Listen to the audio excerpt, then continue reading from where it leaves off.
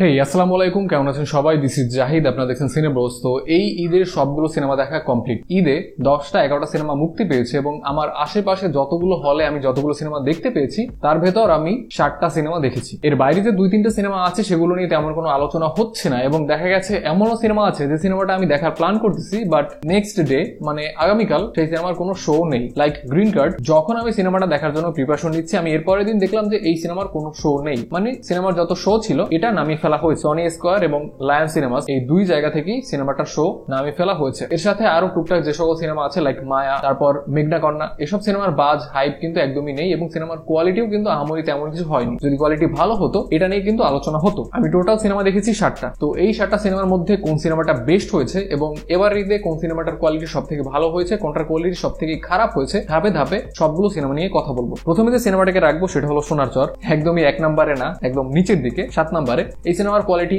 যাচ্ছে তাই, মানে 2.5 ঘন্টা আমার লাইফের মূল্যবান 2.5 ঘন্টা এই সিনেমাটা দেখে আমি নষ্ট করেছি। আমি কাউকেই তার লাইফের 2.5 ঘন্টা এই মূল্যবান সময়টা নষ্ট করতে বলবো না। এখন এই সিনেমার যে টিকিটের প্রাইস 300 থেকে 500 টাকা, এটা আসলে কোনো ম্যাটার না, কারণ টাকার থেকেও সময়টা খুবই গুরুত্বপূর্ণ এবং 2.5 ঘন্টার টর্চার আপনি আই গেস সহ্য করতে পারবেন না। এখানে না ছিল অভিনয়, না ছিল স্টোরি, শুধু ছিল দেশপ্রেম দেশপ্রেম দেশপ্রেম এবং এর মাধ্যমেই সিনেমা শেষ হয়ে গেছে। তো এই সিনেমাটাকে আমি 7 নম্বরে রেখেছি কারণ এটার কোয়ালিটি একদমই লেম। এরপরে আমি যে সিনেমাটাকে রেখেছি সেটা হলো জিন 2। জিন 2 নিয়ে যত নোংরামি হয়েছে সেসব ব্যাপারে আবার নতুন করে না বলি। আমি প্রত্যাশা করেছিলাম সিনেমাটার কোয়ালিটি হয়তো জিন পার্ট 1 এর থেকে একটু বেটার হবে, বাট আই ওয়াজ রং। সিনেমার কোয়ালিটি সেটার থেকেও বাজে হয়েছে। এই সিনেমার না ছিল কোনো স্টোরি, না ছিল ভিজুয়াল যেটা দেখে মানুষ ভয় পাবে এবং না ছিল সাউন্ড ডিজাইন। সাউন্ড ডিজাইনে জাস্ট লাউড কিছু সাউন্ড ব্যবহার করা হয়েছে যেটা শুনে আই থিঙ্ক বাচ্চারাও ভয় পাবে না। তবে মজার বিষয় হচ্ছে এই সিনেমার অনেক শো হাউসফুল যাচ্ছে। এখন আপনি বলতে পারেন যে সিনেমার কোয়ালিটি এত খারাপ যে সিনেমাটাকে আমি 6 নাম্বার অবস্থানে রেখেছি, এই সিনেমার শো হাউসফুল কিভাবে যায়? তো দেখেন, এটা নিয়ে যদি কথা বলি দেন লম্বা আলোচনা হয়ে যাবে, বাট শর্টে যদি বলি, আমরা বাঙালি পুজোকে বাঙালি, একটা জিনিসের কোয়ালিটি খারাপ তবুও আমরা সেটা হুমড়ি খেয়ে খাবো বা হজম করবো। এখানে এমনটা হতে পারে যে ফ্যামিলি অডিয়েন্স মিলে সিনেমাটা দেখতে গেল, কই চলো দেখি ভয় লাগে কিনা। তো ভয় লাগে কিনা সেটা ট্রাই করার জন্য তারা সিনেমাটাকে হিট করে দেবে এবং যদি সিনেমাটা হিট হয়, যেহেতু কোয়ালিটি খুবই খারাপ, এর থার্ড আসবে, মানে জিন 3, জিন 4, এভাবে সিরিয়ালে অনেক সিনেমা আসবে। একটা সিনেমায় ন্যূনতম যদি কিছু ভালো ব্যাপার থাকে সেটাও দর্শকদের রিকমেন্ড করা যায় যে ভাই এসব ব্যাপারের জন্য আপনি সিনেমাটা ট্রাই করতে পারেন। বাট সিনেমায় কোনো ব্যাপারই ভালো নেই, কোনো ভালো ব্যাপারই আমার চোখে পড়েনি, সেটা আমি দর্শককে কিভাবে রিকমেন্ড করি? তো এই জিন 2 এর ক্ষেত্রে এই ব্যাপারটা হয়েছে। আমি আসলে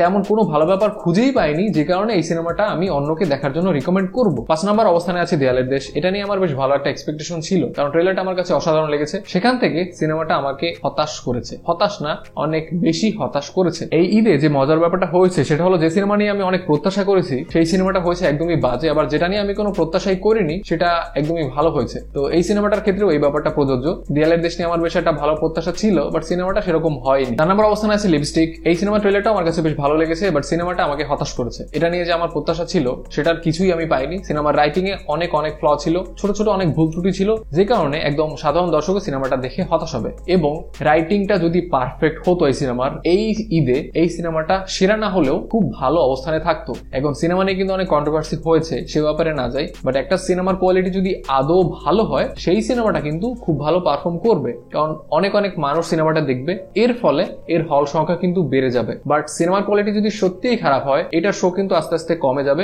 একটা সময় ওয়াস্ট আউট, সিনেমাটার হলে দেখাবে না, কারণ যেহেতু কোনো দর্শক সিনেমাটা দেখছে না, কেনই বা তারা সিনেমাটা হলে দেখাবে। 3 নম্বর অবস্থানে আমি রাখবো ওমরকে। এই সিনেমায় আপনি আর কিছু পান বা না পান, অসাধারণ পারফরমেন্স পাবেন। সিনেমাটার কোনো ব্যাপার যদি আপনাকে স্যাটিসফাইড না করে দেন শুধুমাত্র অভিনয় আপনাকে আটকে রাখবে। তবে সিনেমার সব থেকে ভালো অভিনয় যিনি করেছেন তিনি হলো শরীফুল রাজ। মানে এই ছেলেটা দারুণ দারুণ দারুণ পারফর্ম করেছে, চমৎকার পারফর্ম করেছে। তার যে ডায়লগ ছিল, কিছু জায়গায় যে কমেডি ছিল, সবকিছু মিলে খুবই ভালো পারফর্ম করেছে। ট্রেলার দেখার পর গল্প সম্পর্কে অনেকেই আজ করে ফেলবে, এটা ছিল এই সিনেমার ওয়ান অ্যান্ড ওয়ানলি এবং সব থেকে স্ট্রং ড্রব্যাক। 2 নম্বর অবস্থানে রাখবো কাজল রেখা সিনেমাটাকে। তো দেখেন, এখানে আমি ভালো সিনেমা লিস্ট করার ট্রাই করতেছি। তো এখানে যদি আপনার এটা মনে হয় যে এই সিনেমাটা তো বক্স অফিসে ফ্লপ, সেখান থেকে কিন্তু আমার লিস্ট আপনার জন্য অ্যাপ্রোপ্রিয়েট হবে না, কারণ আমি এখানে সিনেমার কোয়ালিটি অনুযায়ী ধাপে ধাপে সিনেমাগুলো সাজাচ্ছি। এই সিনেমাটার কোয়ালিটি যথেষ্ট ভালো, বাট এটার দর্শক কিন্তু খুবই লিমিটেড। এটার কিছু টার্গেটেড অডিয়েন্স আছে, তো সেখান থেকে এটা একটা পিওর বাংলা সিনেমা ঠিকই, বাট বক্স অফিসে হয়তো সিনেমাটা তেমন সফলতা পাবে না। তবে একটা ব্যাপার এখানে আমি আপনাকে বলতে পারি, সেটা হলো এই সিনেমাটা যদি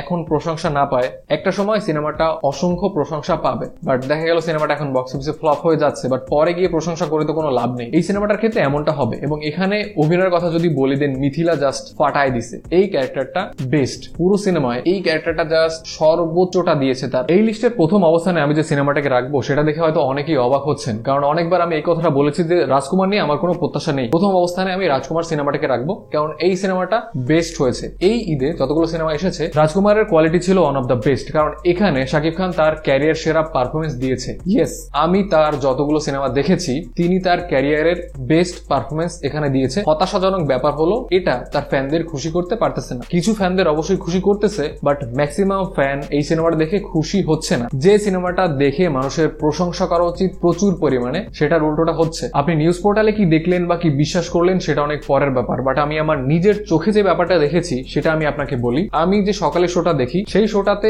অনেক দর্শক ছিল। যখন আমি সিনেমাটা দেখে হল থেকে বের হচ্ছি, অনেক দর্শকের রিয়াকশন ছিল এটা কোনো ছবি হলো, এটা কোনো এন্ডিং হলো। I was shocked. তাদের এমন রিয়াকশন দেখে আমি জাস্ট শকড।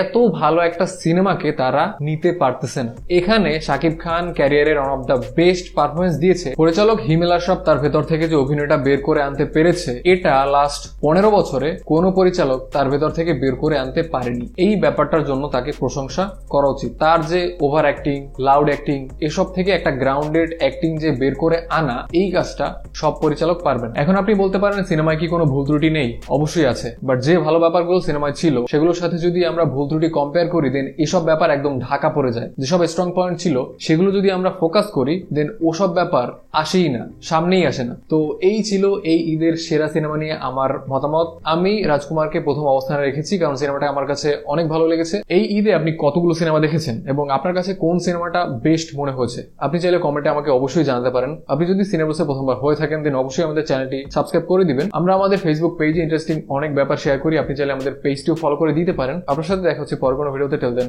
টাটা।